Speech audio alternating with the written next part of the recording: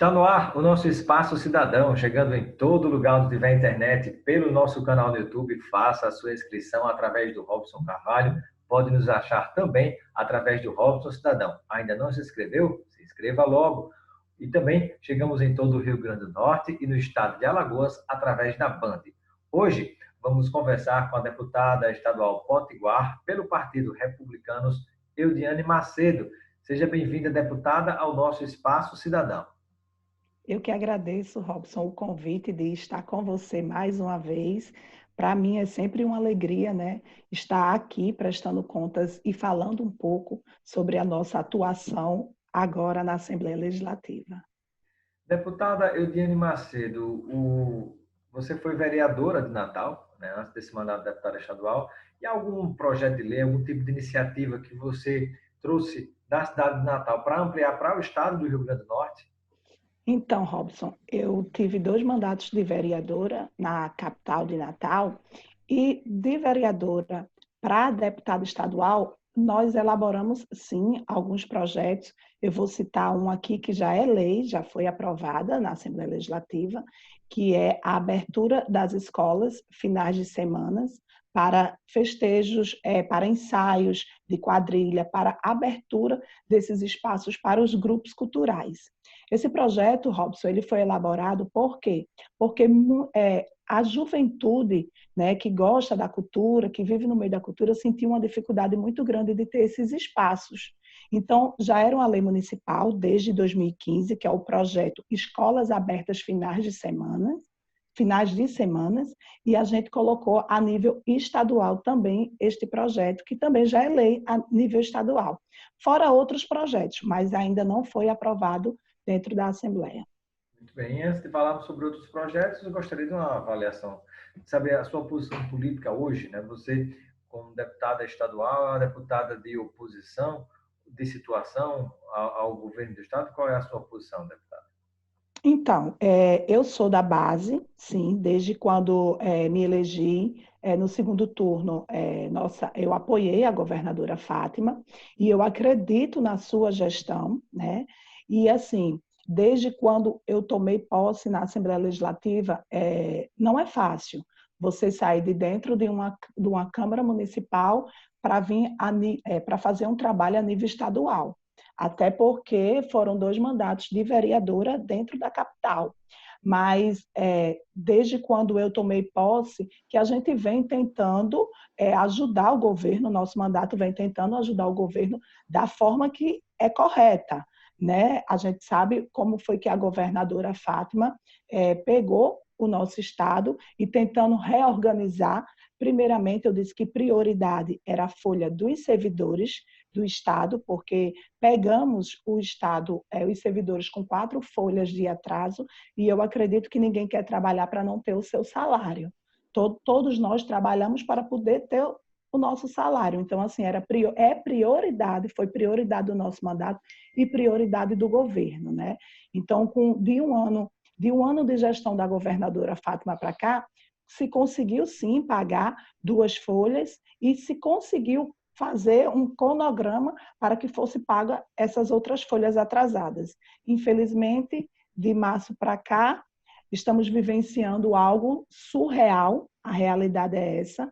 Quem diria que estaríamos hoje passando por essa situação, né? Nosso mundo e o nosso estado. Uma queda de mais de 20% da arrecadação. Eu entrevistei também o secretário de Tributação do Estado e foi uma pancada muito forte, usando a palavra bem popular realmente, né? Eu digo assim, Robson, quando o governo estava tentando se recuperar, né? Quando o governo estava se reorganizando para colocar tudo em dia dentro da sua normalidade, tentar que o governo entrasse dentro da sua normalidade, ver uma queda de receita muito grande, assim como foi dito por você. Mas, assim, o governo e os secretários, eles têm, claro, o intuito e a intenção de fazer o melhor, né, para o nosso Estado. Mas a gente sabe que é algo que não depende só deles. É todo um colegiado, é todo um conjunto, é toda uma equipe que tem que estar preparada para enfrentar essa real situação que estamos vivendo, que é, como eu falei, é quase algo surreal.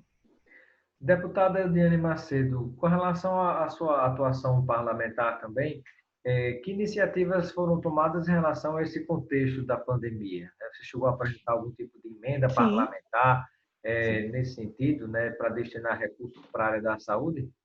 Então, nosso mandato destinou uma emenda no valor de R$ 500 mil para a capital, para a cidade de Natal, mas infelizmente os R$ 500 mil não foi liberado na sua totalidade. Então, o governo do estado liberou R$ 200 mil, que eu coloquei uma emenda para Natal para compra de IPIs, né? Esses E equipamentos de proteção? equipamentos de proteção, porque a gente sabe que esses profissionais, Robson, que estão na área de frente, estão se dedicando, estão se doando, estão dando a sua própria vida para nos proteger.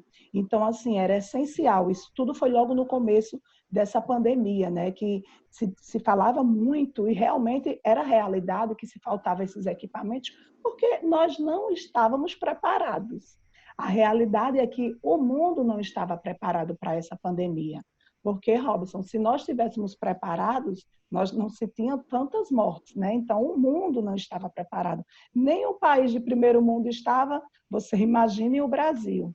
Então, a gente conseguiu destinar essa emenda que foi liberada para Natal no valor de 200 mil, né? E aos poucos estamos tentando liberar outras emendas que foi destinada também para os outros municípios em relação às emendas em relação à saúde, certo? Porque eu acho que agora, neste momento, é prioridade. Deputada, Ai, Robson, desculpa. pode Aí, falar. fora isso, em relação à pandemia, nós também elaboramos um projeto para que fosse possível a realização de visitas virtuais, já que aquelas pessoas que se encontram em leitos de hospitais não podem receber os seus parentes. Então, a gente deu entrada nesse projeto na Assembleia Legislativa. Eu até fiz um apelo aos deputados que tivessem o olhar diferenciado para esse projeto, porque só quem sabe a necessidade e a realidade desse projeto é quem já perdeu um ente querido, né, para o Covid-19, você não poder ver aquela pessoa que Ter está no visto, ter leito. falado com a pessoa, né?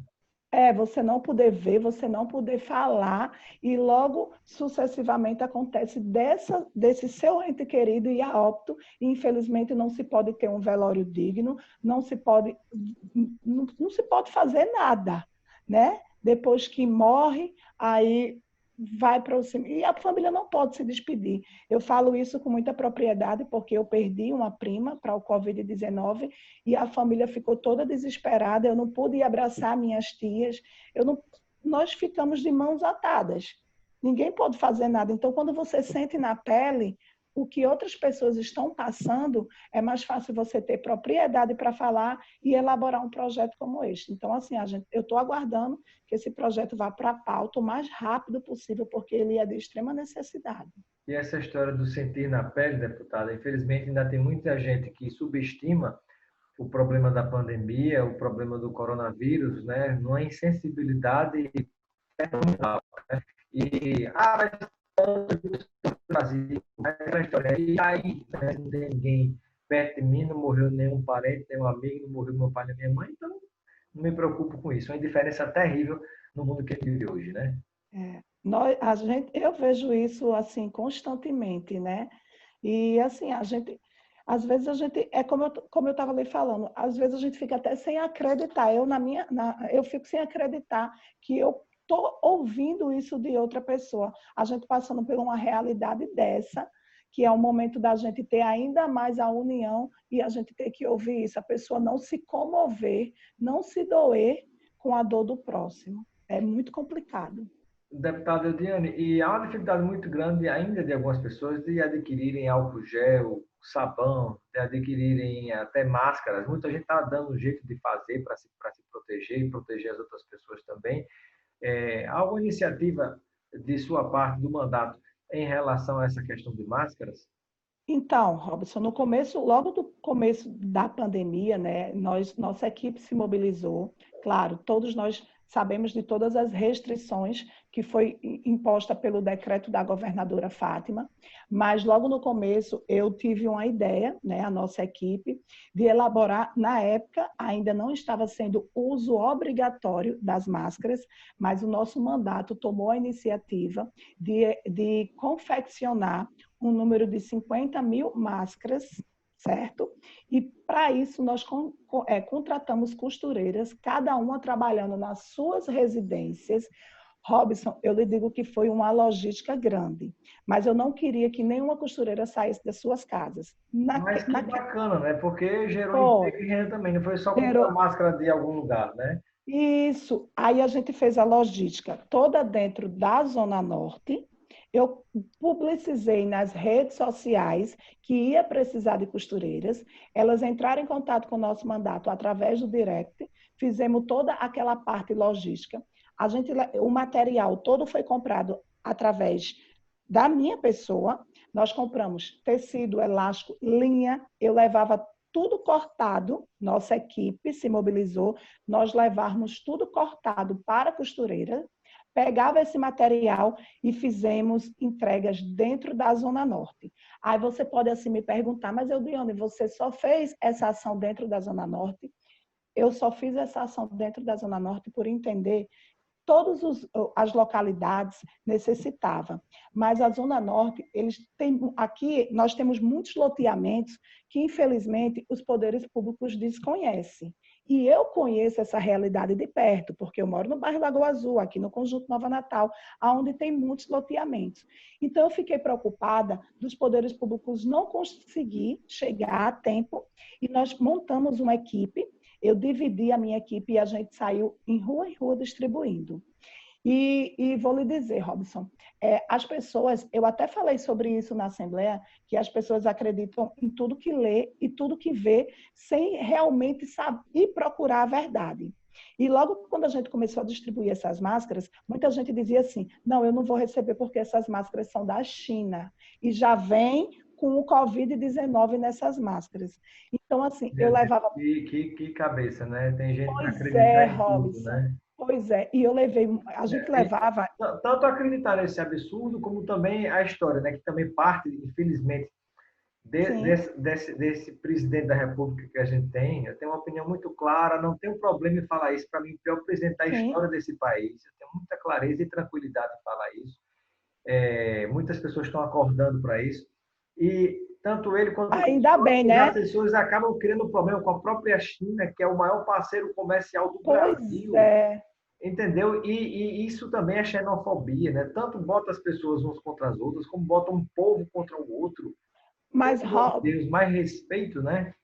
mas, Robson, se você prestar atenção, isso chegou no nosso país, mas de uma forma ainda mais drástica, ainda mais cruel. Por quê? Porque o presidente dizia uma coisa, os governadores diziam outras e os prefeitos dos municípios também estavam. Então, ninguém falou a mesma língua. Por nós É, não termos falado a mesma língua, é natural do ser humano, Robson, acompanhar aquele que tem o poder maior.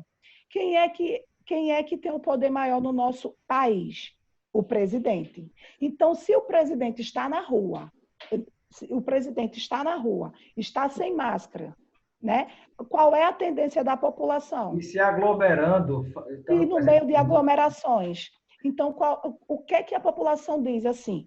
Ah, se o presidente, que é o presidente, está na rua sem usar máscaras, está no meio de aglomerações, está fazendo aglomerações, então por que eu também não posso?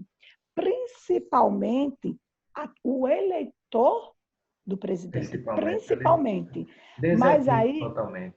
mas aí o eleitor do presidente, ele também envolve outras pessoas no seu convívio. Então, assim, a história da pandemia no nosso país se tornou mais cruel por conta disso. Eu acredito nisso. Sem dúvida, E né? eu tenho essa percepção. Sem dúvida. E já finalizando, infelizmente, o presidente da República chegou atrasado, mais de um mês depois, para tentar resolver e não resolveu o problema das queimadas da Amazônia, mesmo de petróleo petróleo nas praias do Nordeste, mais de um mês depois é que veio tomar atitude e o prejuízo foi grande. Do mesmo jeito na pandemia, os governadores se aperrearam, começaram a tentar Sim, resolver o problema, aí na hora que você, que é o líder do país, né, deveria ter primeiro pronto. reunido todo mundo, vamos tomar uma decisão conjunta para falar uma linguagem só, para falar uma coisa só para o povo, aí não, foi fazer o contrário do que todo mundo estava fazendo. Isso aí realmente é um absurdo, é lamentável. Robson, e as pessoas, eu vou dizer uma coisa aqui bem nítida e bem clara. Quando o primeiro decreto da governadora saiu, se eu não me engano, foi dia 18 ou foi dia 19 de março, que agora me falhou a memória, nos 3 primeiros dias, eu acho que nos 4 primeiros dias, as pessoas realmente absorveram esse decreto. Porque Respeitaram, né? aqui na Zona Norte, eu vou dar aqui na Nova Natal, todo mundo era dentro das suas casas. Depois que o presidente foi para a TV e fez aquele pronunciamento, é uma simples gripezinha, Gripezinha que já levou mais de aí 55 mil vidas, né? pois é, aí as pessoas já começaram, porque, vou dar aqui um exemplo. De março até agora, o comércio da Zona Norte só foi fechado 2 semanas. Eu estou falando da Zona Norte. O Alecrim também foi a mesma coisa. Só foi fechado quando a governadora tomou a iniciativa de colocar a polícia para fazer o papel que poderia também ter sido feito pela Guarda Municipal, que eu acho que poderia ter sido feito a união do prefeito da capital junto com a governadora Fátima, certo? Em relação a esse combate ao Covid-19, eu acredito muito que a união faz uma grande diferença e quando se trata de salvar vidas. Eu acho que a gente tem que parar, pensar, refletir que brigas por vaidade, ego, quem pode mais, quem não pode mais. A governadora coloca um decreto, o prefeito vai e coloca outro decreto. Eu acho que isso não resolve nada. Eu acho que tem que se ter diálogo e respeito. E o principal, o respeito pela população. Eu sempre pensei assim, e eu sempre coloco isso muito claro em relação a isso, respeitando a minha governadora, respeitando o prefeito da minha cidade, mas eu acho que tem que se existir mais diálogo para, assim, unirmos forças e a gente conseguir sair dessa pandemia. Ok. Muito obrigado, deputada estadual Eudiane Macedo, pela sua presença no nosso Espaço Cidadão. Seja sempre bem-vinda.